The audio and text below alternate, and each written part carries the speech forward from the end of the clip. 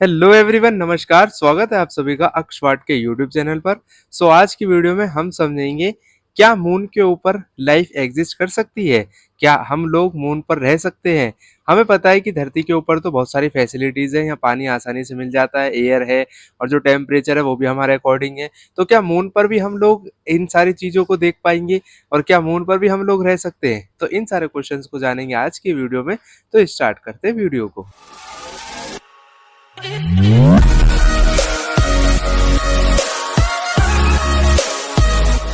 हर रात जब हम आसमान में चमकता हुआ मून देखते हैं तो हमें लगता है क्या मून पर भी लाइफ हो सकती है।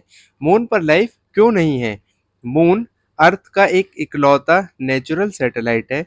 ये अर्थ से लगभग 3,84,400 किलोमीटर दूर है, यानी कि 3,84,400 किलोमीटर की दूरी पर।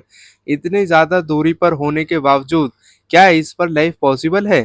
तो पहले हम ये जान लेते हैं लाइफ होने के लिए कुछ इम्पोर्टेंट कंडीशंस चाहिए। जैसे हमें ज़िंदा रहने के लिए क्या-क्या चीज़ चाहिए। ऑक्सीजन चाहिए, हमें एयर, इसके अलावा वाटर चाहिए, सही टेम्परेचर चाहिए। तो ये सारी चीज़ें अर्थ पर तो मौजूद हैं, लेकिन मून पर इनमें से कुछ भी चीज़ नहीं है।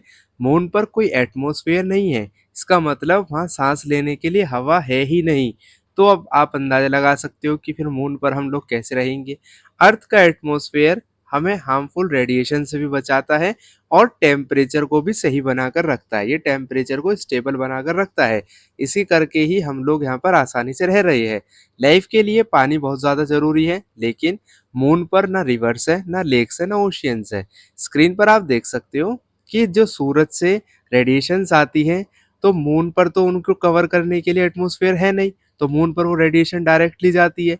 लेकिन अर्थ के ऊपर एटमॉस्फेयर है और इसलिए हम लोग इस रेडिएशन से बच पाते हैं। साइंटिस्ट को मून के कुछ पार्ट में थोड़ा फ्रोजन आइस मिला है, यानी कि थोड़ी बर्फ वहां पर है, लेकिन वो बहुत ही ज़्यादा कम है। मून पर टेम्परेचर बहुत ही ज़्यादा होता है, बहुत एक्सट्रीम होता है। दिन में लगभग 127 डिग्री टेम्परेचर होता है और रात में -173 डिग्री डिग्री सेल्सियस होता है। आप अंदाज़ा लगा सकते हो कि 100 डिग्री सेल्सियस पर तो पानी उबलने लग जाता है, और अगर टेम्परेचर 127 डिग्री सेल्सियस है तो हमारा क्या हाल होगा।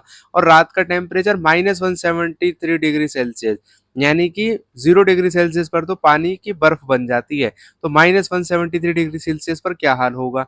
तो इसीलिए मून पर लाइफ पॉसिबल है ही नहीं। इतना ज़्यादा टेम्परेचर चेंज की वजह से कोई भी ऑर्गेनिज्म सर्वाइव नहीं कर सकता है वहाँ पर।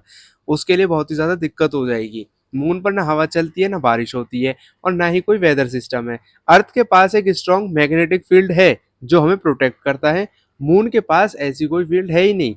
इस वजह से जो सन की हार्मफुल रेडिएशन है वो सीधा मून की सरफेस पर आ जाती है।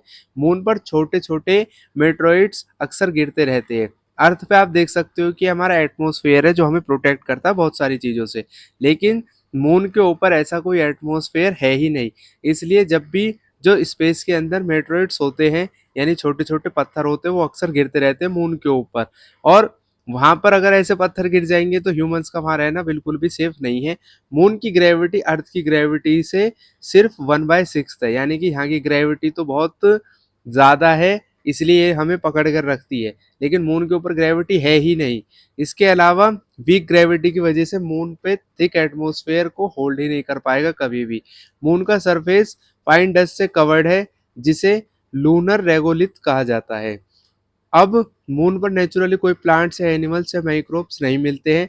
1969 में अपोलो 11 मून लैंडिंग के दौरान ह्यूमंस पहली बार मून पर गए थे। एस्ट्रोनॉट्स ने मून की रॉक्स और सॉइल के कुछ सैंपल्स इकट्ठा किए और सोचा कि धरती पर आकर उनको चेक करवाएंगे दूसरे साइंटिस्ट से। साइंटिस्ट ने जब उन सैंपल को स्टडी किया तो कंफर्म कर दिया कि भाई मून पर लाइफ के कोई साइंस है ही नहीं। फ्यूचर में साइंटिस्ट मून पर ह्यूमन बेसिस बनाने की प्लानिंग कर रहे हैं। वो सोच रहे हैं कि धरती से कुछ लोगों को मून पर भेज दिया जाए, अगर वहाँ पर थोड़ी बहुत भी पॉसिबिलिटी बनेगी तो। लेकिन बहुत सी स्पेस एजेंसीज मून को एक्सप्लोर करने के लिए नए मिशंस प्लान कर रही है। मून अर्थ के टाइड्स को कंट्रोल करता है और हमारे प्लेनेट को स्टेबल रखता है।